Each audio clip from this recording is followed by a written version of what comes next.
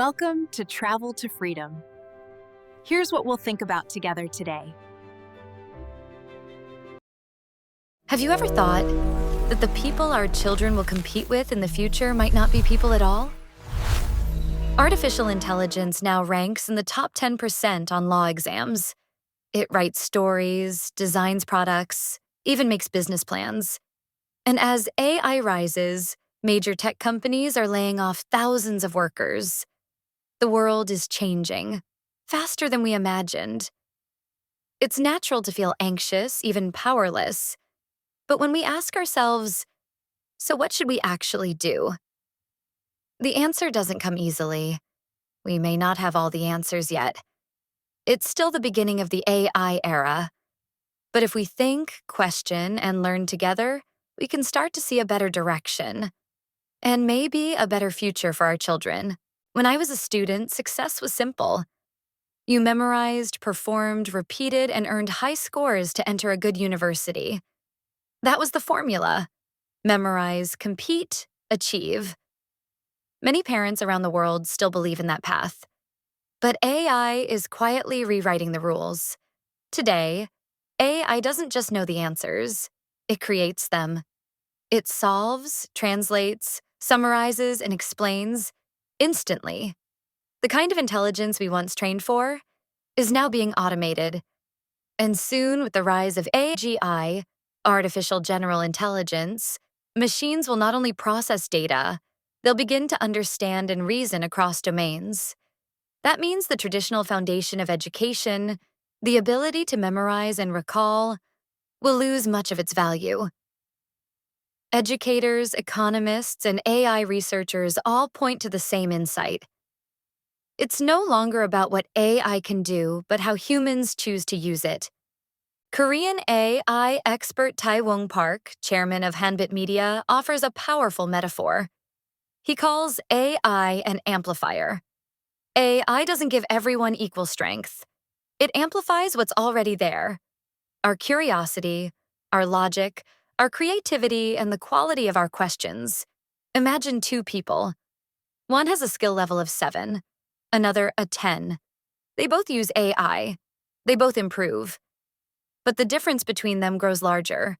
If AI gives each of them 10 times more capability, the small gap of 3 points suddenly widens to 30. And in reality, the amplification is never perfectly even. So the gap can grow even more. In other words, AI doesn't lift everyone equally. It magnifies whatever you bring to it. Those with strong thinking and clear questions achieve extraordinary results. But those with weaker foundations may find their limitations exposed even more clearly. That's why, in the age of AI, the greatest advantage won't come from simply using AI, but from being able to think deeply with AI. Park explains that in fields like programming, law, data analysis, or business, areas where pattern recognition drives success, AI's amplification power becomes dramatic. Two people with the same tools can achieve completely different outcomes depending on their level of insight and reasoning. So this isn't just about technology. It's about human potential itself. AI rewards lifelong learners, those who keep questioning, thinking logically, and staying curious. That's why investing in these inner abilities may be the most important preparation we can give our children. For parents like us, this realization can feel both frightening and empowering. Our children's success will no longer depend on memorizing facts or scoring high on tests. It will depend on how deeply they can think and how bravely they can question. So perhaps the most important lessons today are not new ones at all, but timeless human virtues we must rediscover. First, the courage to question. To ask why, even when answers seem obvious. To challenge what AI or adults may present as truth. Second, the courage to fail.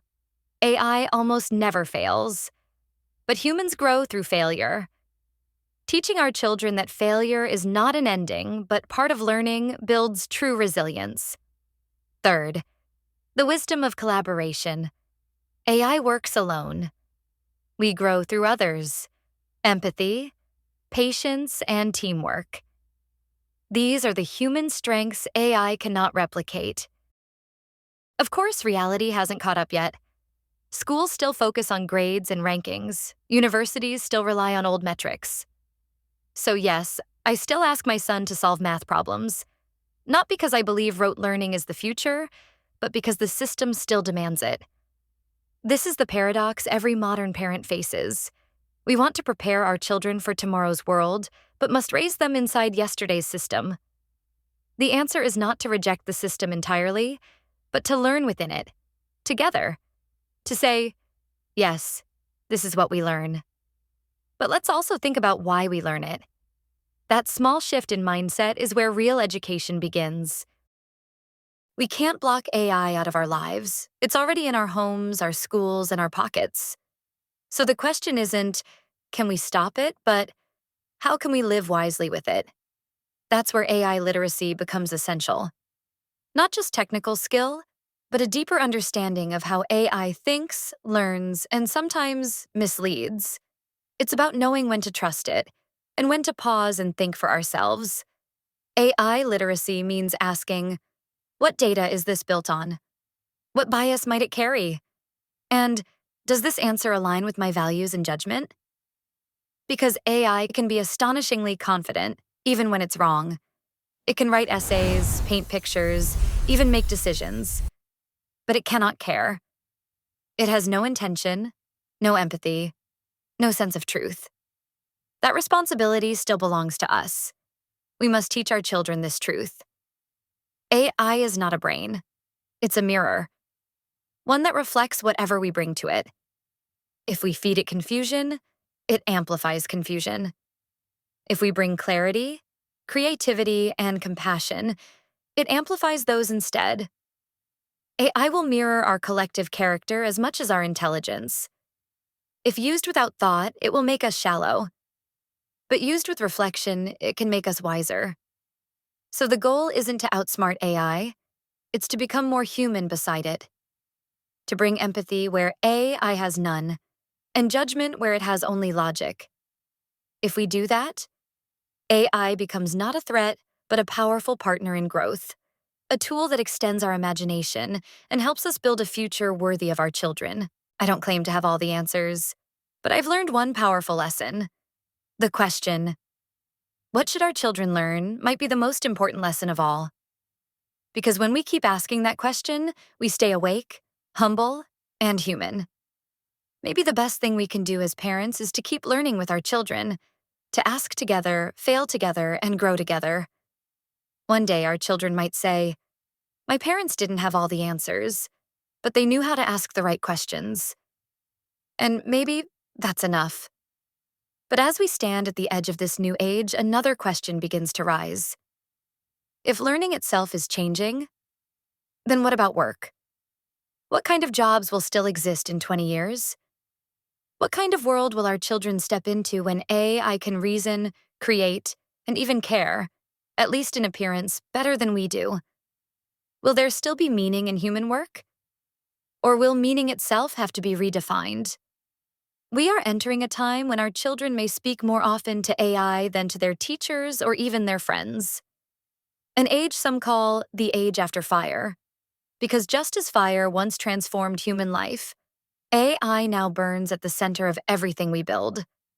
So the next question for us is not only what to learn, but who we will become in this world shaped by machines that think.